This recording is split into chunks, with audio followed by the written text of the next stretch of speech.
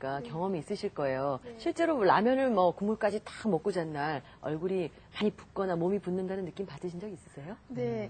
제가 아니고요. 네. 저희 신랑이 라면을 굉장히 좋아해요. 네. 그래서 그 전날 밤 이제 라면 국물까지 다 먹은 적이 있었거든요. 근데 아침에 일어나 보니까 신랑 얼굴이 퉁퉁 부어 있는 거예요. 그래서 굉장히 놀란 적이 있었어요. 네.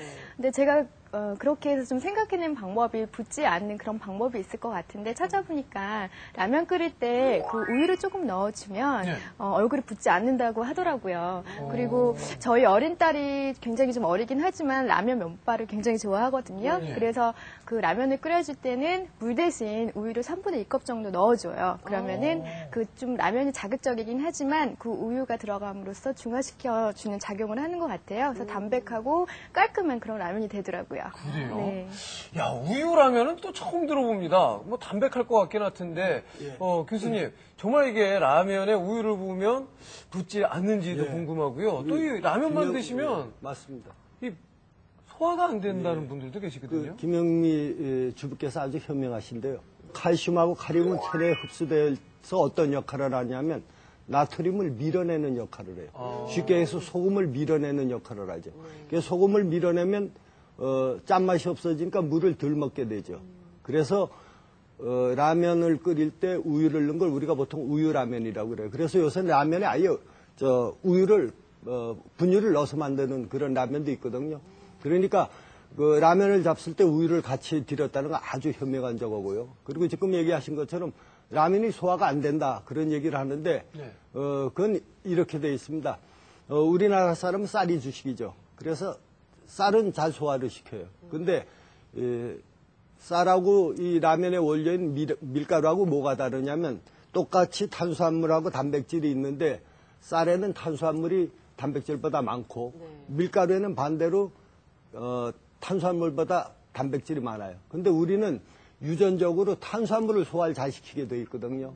근데 밀가루를 먹게 되면 당연히 한국 사람은 소화가 잘 안 되는데 그것도 젊은 사람들은 전혀 문제 없습니다. 잘 소화시킵니다. 그런데 나이가 들면은 그 기능이 떨어지면서 소화가 잘 안 되는 경우가 있는데 그런 사람들은 체질이지 뭐 70대 분이 뭐 매일 라면 먹는 분들도 있거든요. 그러니까 그건 개인적인 체질의 문제지 유독 라면이 또는 밀가루가 소화를 방해하거나 그런 건 아니죠. 라면에 관한 거짓과 진실을 가려내는 건강충전 Q&A 두 번째 질문입니다. 함께 보시죠. 김치가 놓여있는 상차림 하면 딱 생각나는 것이? 난 라면은 별론데. 근데 이게 끝이야? 예, 라면에 김치면 충분하지. 뭐가 또 필요해. 무슨 소리야. 제일 중요한 물이 빠졌잖아. 물? 라면은 나트륨 함량이 높아서 너무 짠 식품이기 때문에 나 꼭 물이랑 먹어야 돼. 라면이 소금 덩어리라는 걸 몰라? 어디 한번 먹어볼까요? 짜긴 매콤매콤 짭짤하니 딱 적당하구만. 아니, 물을 부으면 어떡해요?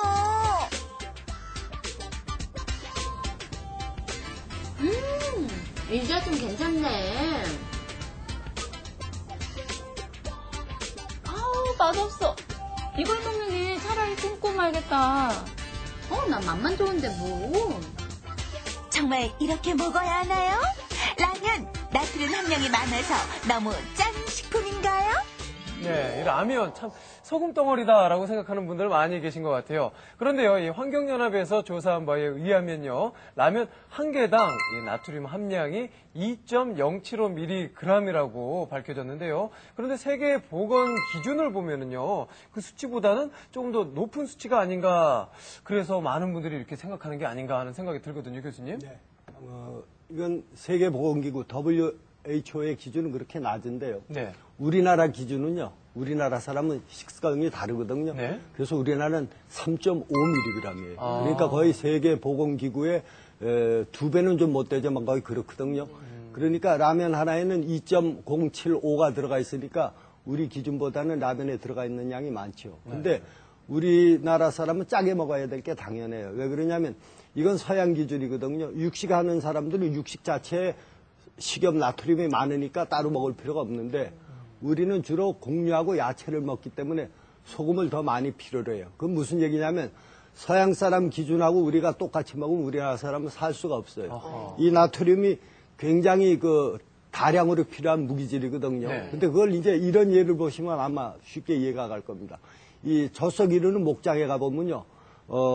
젖소들이 풀을 먹고 나면 그 옆에 식염을 갖다 이렇게 굳혀놨어요. 그럼 이걸 혀다로 쫙쫙 핥아 먹어요. 이 젖소들이 그 소금을 안 먹으면 되살림질을 못해요. 그건 무슨 얘기냐면 초식하는 동물, 사람도 우리나라 사람 초식이잖아요.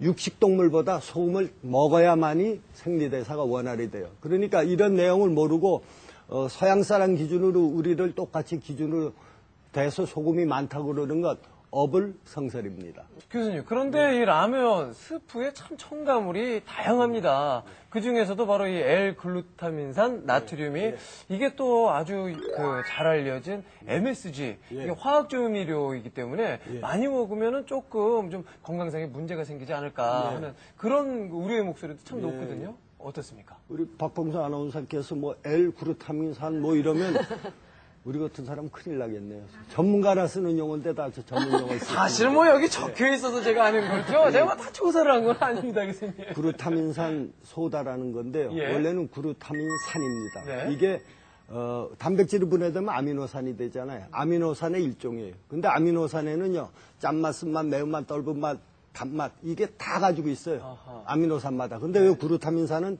그런 맛난 맛이 납니다.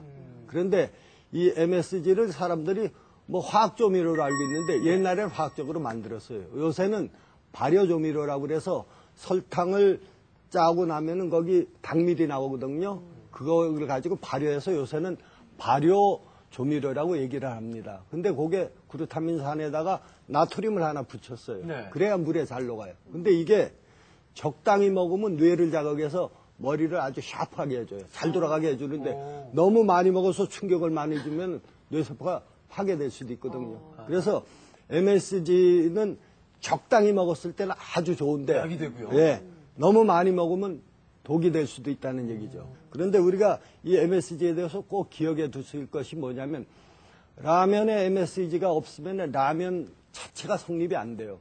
그래서 이제 우리나라 이제 라면 회사에서 한번 하도 MSG를 갖다 내용도 모르고 소비자가 싫어하니까 안 넣었어요. 안 넣고 팔았더니 아무도 안 사 먹는 거예요. 맛이 없어서. 예. 예. 그래서 이제 그걸 정확한 양을 이제 넣었는데 요 양은 우리 식약청에서 딱 규제를 합니다. 네. 얼마 이상 넣어서는 안 된다. 그리고 이게 계속 먹는 거기 때문에 양을 최대한도로 맛은 내되 인체에 사용하지 좋은 않게. 역할만 하고 나쁜 역할을 안 하도록 그 규제를 하는데 아주 철저하게 하고 있으니까 네네.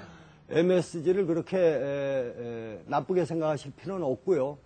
또 요새는 발효조미료로 돼 있고 그리고 MSG가 과거에는 일본이 종주국이었어요. 근데 이제 MSG는 우리나라가 종주국입니다. 네. 우리나라에서 동남아에 다 수출합니다. 맞습니다. 일본을 빼놓고는. 예. 그래서 이게 수출 효자 상품 중에 하나예요.